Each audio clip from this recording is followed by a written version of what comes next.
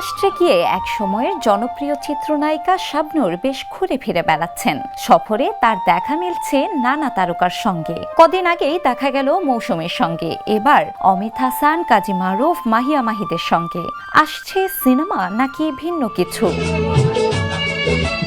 চিত্রনায়িকা শাবনূর পরিবার সহ বসবাস করেন অস্ট্রেলিয়ায়, তবে গত কদিন ধরেই তিনি যুক্তরাষ্ট্রে অবস্থান করছেন। ঢাকাই সিনেমার সোনালী যুগের জনপ্রিয় জুটি অমিত হাসান ও শাবনূরকে দীর্ঘ বিরতির পর আবারও একসাথে দেখা যায়। সময় যেন হারানো এক মুহূর্তে ফিরে এসেছিল, যখন তারা একই ফ্রেমে একই গানে ধরা দিলেন।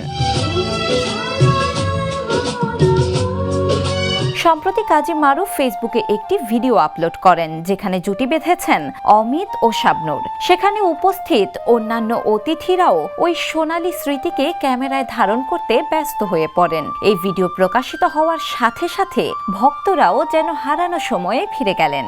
অনেকেই তাদের হঠাৎ একসাথে দেখে চমকে যান।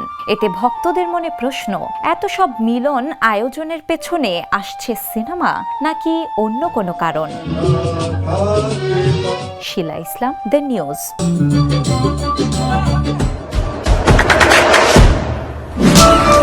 দেশে দেশে সবার সাথে দ্য নিউজ।